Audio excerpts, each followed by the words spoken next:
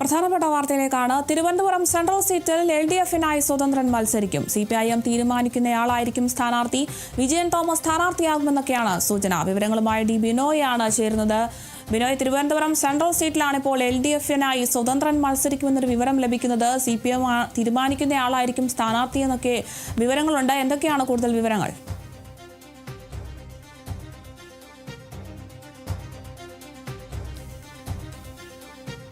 Thiruvananthapuram central സീറ്റിൽ LDF-നായി ഒരു സ്വതന്ത്രനാണ് മത്സരിക്കുന്നതെന്ന വിവരമാണ് ഇപ്പോൾ ലഭിക്കുന്നത്. CPIM തീരുമാനിക്കുന്ന ആൾ തന്നെയായിരിക്കും ഇപ്പോൾ സ്ഥാനാർത്ഥിയാവുക എന്നും വിവരങ്ങളുണ്ട്. വിജയൻ തോമസ് സ്ഥാനാർത്ഥിയാകുമെന്നൊക്കെ ഒരു ചെറിയ സൂചനയൊക്കെ ലഭിക്കുന്നുണ്ട്. എന്തായാലും തിരുവനന്തപുരം സെൻട്രൽ സീറ്റിൽ LDF-നായി സ്വതന്ത്രനാണ് മത്സരിക്കുക.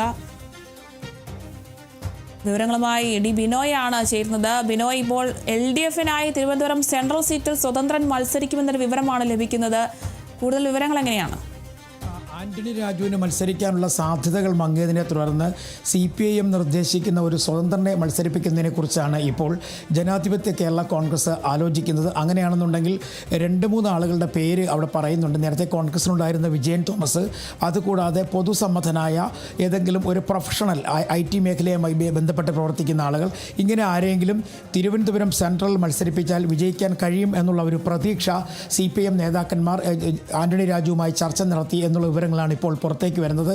ഒരു പക്ഷേ നേരത്തെ തന്നെ വിജയൻ തോമസിൻ്റെ പേര് ചർച്ചയ്ക്ക് വന്നിരുന്നു. കാരണം ആന്റണി രാജുവിന് മത്സരിക്കാനുള്ള അവസരം കുറവാണ് എന്നറിഞ്ഞ സാഹചര്യത്തിൽ തന്നെ 2-3 ദിവസം മുമ്പ് തന്നെ ഇത്തരത്തിലൊരു നീക്കം നടത്തുന്നതിനെക്കുറിച്ചൊക്കെ ഒരു ചർച്ച ഉണ്ടായിരുന്നു.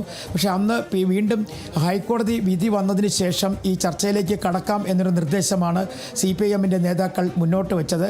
ഇതിൻ്റെ കൂടി അടിസ്ഥാനത്തിലാണ് ഇപ്പോൾ ഒരു തീരുമാനത്തിൽ എത്തിച്ചേർന്ന് നിൽക്കുന്നത്. അതായത് ഒരു പക്ഷേ വിജയൻ തോമസിനെ മത്സരിപ്പിച്ചു കഴിഞ്ഞാൽ പ്രത്യേകിച്ചും മതന്യൂനപക്ഷ മേഖലകൾ കൂടി ഉൾപ്പെടുന്ന ഒരു മേഖലയാണ് തിരുവനന്തപുരത്തിൻ്റെ കടലോര മേഖലകൾ കൂടി വരുന്നത് കൊണ്ട് തന്നെ തിരുവനന്തപുരം സെൻട്രൽ മേഖലയിൽ അല്ലെങ്കിൽ തിരുവനന്തപുരം സെൻട്രൽ നിയമസഭാ മണ്ഡലത്തിൽ ഒരു പൊതുസമ്മതനായ ഒരു സ്വതന്ത്രനെ മത്സരിപ്പിച്ചു കഴിഞ്ഞാൽ അതിന് സാധ്യതയുണ്ട് എന്നൊരു വിലയിരുത്തൽ തന്നെയാണ് ഇപ്പോൾ പുറത്തേക്ക് വരുന്നത്. അതുകൊണ്ട് തന്നെ വിജയൻ തോമസ് അവിടെ മത്സരിക്കാനുള്ള സാധ്യത ഉണ്ട് എന്ന് നമുക്ക് മനസ്സിലാക്കാൻ കഴിയുന്നു.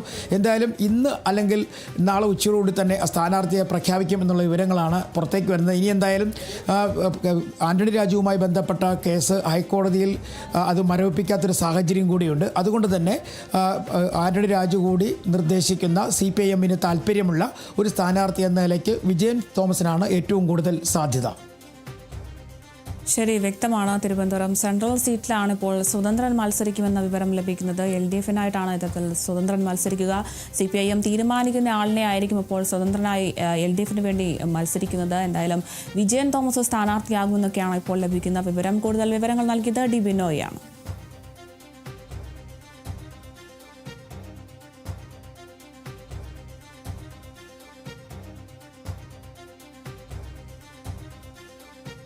വയനാട് CPIM നിയന്ത്രണത്തിലുള്ള ബ്രഹ്മഗിരി സൊസൈറ്റിക്ക് മുന്നിൽ ആത്മഹത്യാ ഭീഷണി ഉയർത്തിയ നിക്ഷേപകൻ.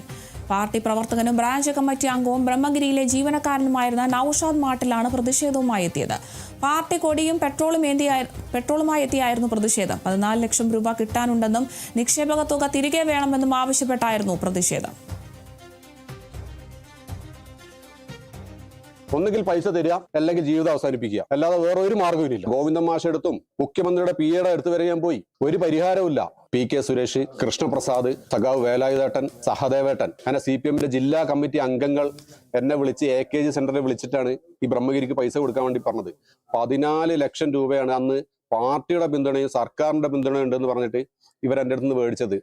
പല തവണയായിട്ട് മേടിച്ചു. ഇവിടെ ക്രമക്കേട് നടന്നപ്പോൾ തന്നെ പാർട്ടി ജില്ലാ കമ്മിറ്റി ഞാൻ അറിയിച്ചതാണ്. അത് തട്ടിയെടുത്ത ആളുകളുടെ പേരടക്കം പറഞ്ഞു. ഒരു നടപടിയും സ്വീകരിച്ചില്ല. അതിന്റെ ശേഷം പൈസ ചോദിച്ചു, ഇവര് പൈസ തന്നില്ല. പൊട്ടിപ്പൊളിഞ്ഞതിന് ശേഷം ഈ PK സുരേഷ് ഇടപെട്ട് എൻ്റെ അടുത്ത് വീണ്ടും മേടിച്ചു 2 ലക്ഷം രൂപ. ഈ 2 ലക്ഷം രൂപ മേടിച്ചിട്ട് 3 ദിവസം ജയിലിൽ കിടക്കേണ്ട അവസ്ഥ വരെ എനിക്കുണ്ടായി. അത്രയും വലിയ പറ്റിക്കലാണ് ഇവര് വയനാട് ജില്ലയിലെ പാർട്ടി പ്രവർത്തകരോട് ചെയ്തത്.